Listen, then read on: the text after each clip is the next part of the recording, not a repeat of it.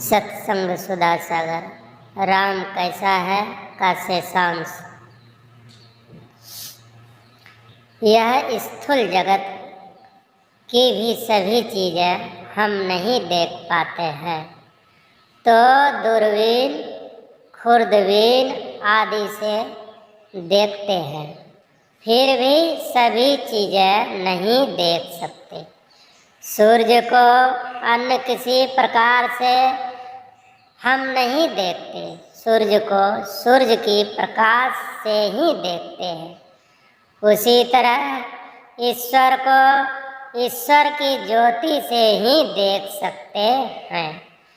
गुरु नानक साहब ने कहा है, घट घट अंतरी ब्रह्मो लोकाया, घट घट ज्योति सवाई, बजर कपाट मुकते गुरुमति, निर्भय ताड़ी लाई। सूर्य की ज्योति को देखकर जैसे सूर्य को देखते हैं, उसी तरह ईश्वर की ज्योति आपके अंदर है। इसके द्वारा ईश्वर को पहचानिए। अंदर में कहा, बाहर में क्यों नहीं जाने कहा? इसलिए कि बाहर में आप इंद्रियों के संग रहेंगे और अंदर अंदर चलने से आप इंद्रियों से छूटते जाएंगे। जागृत और स्वप्न के बीच में एक अवस्था होती है जिसे तंद्रा कहते हैं। उस समय एक सरूर चैन मालूम होता है और मालूम होता है कि शक्ति भीतर की ओर खींची जा रही है। धीरे धीरे शक्ति भीतर सिमट जाती है, स्वप्न में चले जाते हैं। उस समय यदि आपके मुख में मिश्री का टुकड़ा और स्वप्न में देखते हैं कि नीम का पत्ता खा रहे हैं, तो मिश्री का मीठा स्वाद नहीं लगकर नीम का कड़वा स्वाद मालूम होगा। इससे जाना जाता है कि अंदर प्रवेश करने से इंद्रियों से छूटना होता है। इंद्रियों के ज्ञान से छूटकर जहाँ आप अकेले होंगे, वहीं ईश्वर दर्शन होगा। जहाँ इंद्रियों से छूटे, वहीं ईश्वर दर्शन और परम कल्याण होगा। इसी के लिए कबीर साहब ने कहा है, घूंघट का पट खोल रे तो को पीव मिलेंगे। शरीर का आवरण चेतन आत्मा के ऊपर है। यह शरीर एक ही नहीं है। कबीर साहब ने कहा है, साधो घट प्रकार की देही, स्थूल सूक्ष्म कारण महाकारण, कैवल्य हंस की लेही। केवल हंस मुक्त शरीर ही है। इधर चार जड़ शरीर है, स्थूल सूक्ष्म कारण और महाकारण।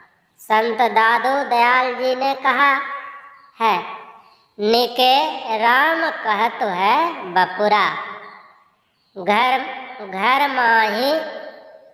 माहे घर निर्मल राखे, पंचो धोवे काया कपड़ा। स्थूल शरीर को स्नान और अंतःकरण की पवित्रता से पवित्र करते हैं। स्थूल से सूक्ष्म निकल जाए तो सूक्ष्म शरीर पवित्र हो जाएगा। संत दरिया साहब बिहारी ने कहा है, भीतर मैल चहल के लागी, बाहर तन का धोबे है, अविगत मूर्ति महल के भीतर, बाका पंथ न जीवे है। स्थूल से सूक्ष्म ऊपर उठ जाए, यह सूक्ष्म की पवित्रता है। इसी तरह कारण के ऊपर से सूक्ष्म शरीर हट जाए तो कारण शरीर पवित्र हो जाए और महाकारण के ऊपर से कारण शरीर छूट जाए तो महाकारण की पवित्रता है। चेतनमय शरीर की पवित्रता तब है जबकि जड़ का बिल्कुल संग छूट जाए। इंद्रियों से यह बहुत दूर है। लोग रिकॉर्ड में गाते हैं, हाय रे इंसान की मजबूरियां, पास रहकर भी है कितनी दूरियां। कबीर साहब ने कहा है, कस्तूरी कुंडल बसे मृग ढूंढे बनवाही, ऐसे घट में पीव है दुनिया जाने नाही। समझे तो घर में रहे पर्दा पलक लगाए, तेरा साहब तुझ में अनंत कहूँ मत जाए। बाहर जाने के लिए संतों ने मना किया। सुन ए तकी न जाइए, सुन ए तकी न जाइयो, जिनहार देखना अपने में आप जलवे दिलदार देखना। पुतली में तिल है, तिल में भरा राजकुल का कुल, इस परदिए स्याह के जरा पार देखना। यही वज्र कपाट है। इसकी युक्ति बताते हैं कि पुतली में तिल है, तिल में भरा राजकुल का कुल,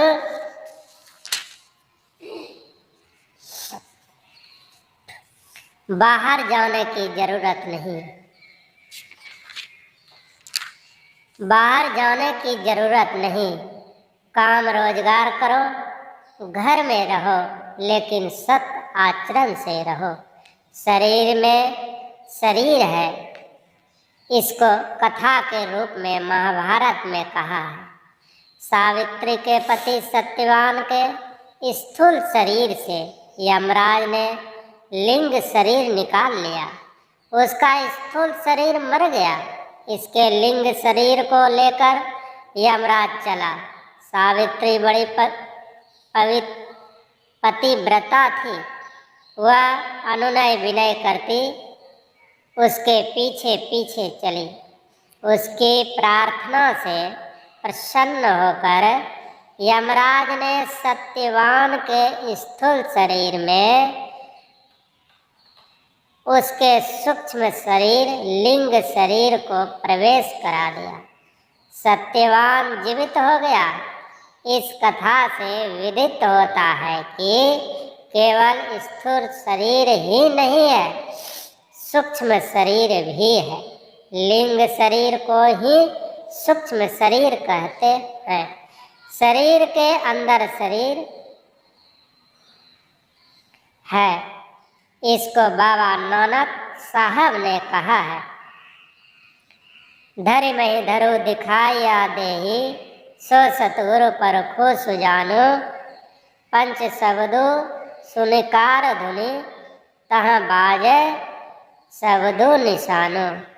पवित्रता स्त्री में कितना तेज है कि वह मृत पति को जीवित करती है, अंधे को आँख दिलाती है और राजभ्रष्ट को राज दिलाती है। इस कथा से यह सीख है कि स्त्रियां पतिव्रता हो। मैंने पढ़ा है, कर्महीन को न मिले भली वस्तु का भोग, दाख पके मुख काक को होत पाक का रोग। जो कर्महीन है अर्थात अच्छे कर्म जिसके नहीं है, उसको अच्छी चीज का भोग नहीं मिलता। कोई पुरुष चाहे कि मैं जैसे तैसे रहूं और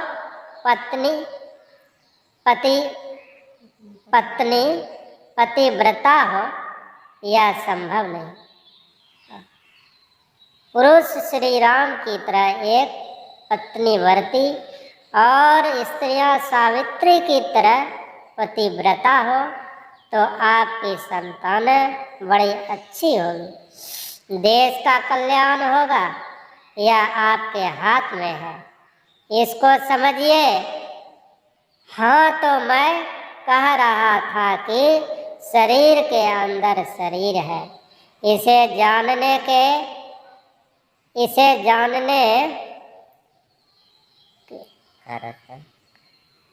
जानने का रास्ता आपके अंदर है।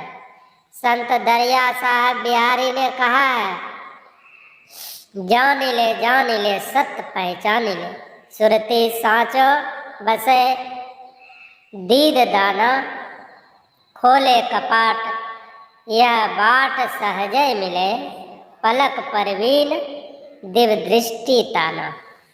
जो जहाँ बैठा रहता है वह वहीं से चलता है।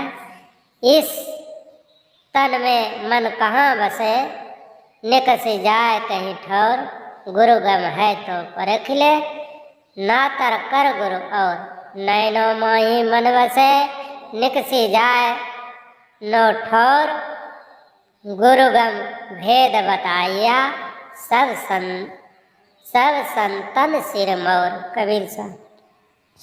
आप कहेंगे कि आप मन संबंधी बात कह रहे हैं, तो मैं कहता हूँ कि मन जहाँ है चेतन आत्मा भी वहीं है। इस समय हमारा संग मन के साथ ऐसा हो गया है जैसे दूध के साथ घी। ब्रह्मोपनिषद में भी लिखा है, नेत्रस्थम जागृतम विद्यात कंठे स्वप्नम समाविशेत, सुसुप्तम हृदयस्थम तो तूर्यम मूर्धि संस्थितम। यहीं से चलना होगा।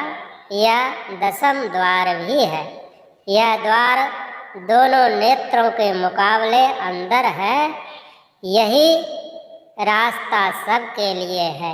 ऐसा नहीं कि एक के लिए एक रास्ता और दूसरे के लिए दूसरा रास्ता है। संसार में जितने आदमी हैं सब कोई एक ही रास्ते आँख से देखते हैं। सबके सुनने का एक ही रास्ता कान है।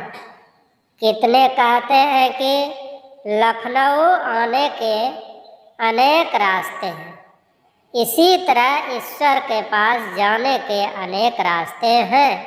मैं कहता हूँ नहीं, रास्ता एक है और वह 10वां द्वार है, शिव नेत्र है। यहीं से कोई चलेगा। कोई शिव उपासना, कोई शक्ति उपासना, कोई विष्णु उपासना आदि करते हैं तो कहते हैं कि अनेक रास्ते हैं। मैं कहता हूँ ये सहारे हैं, रास्ते नहीं। यदि आप किसी स्थूल मूर्ति की उपासना तक ही रहे तो 84 से नहीं छूट सकते। स्थूल उपासना के द्वारा मन को कुछ एकाग्र किया जाता है और उसके बाद सूक्ष्म ध्यान में जाना होता है।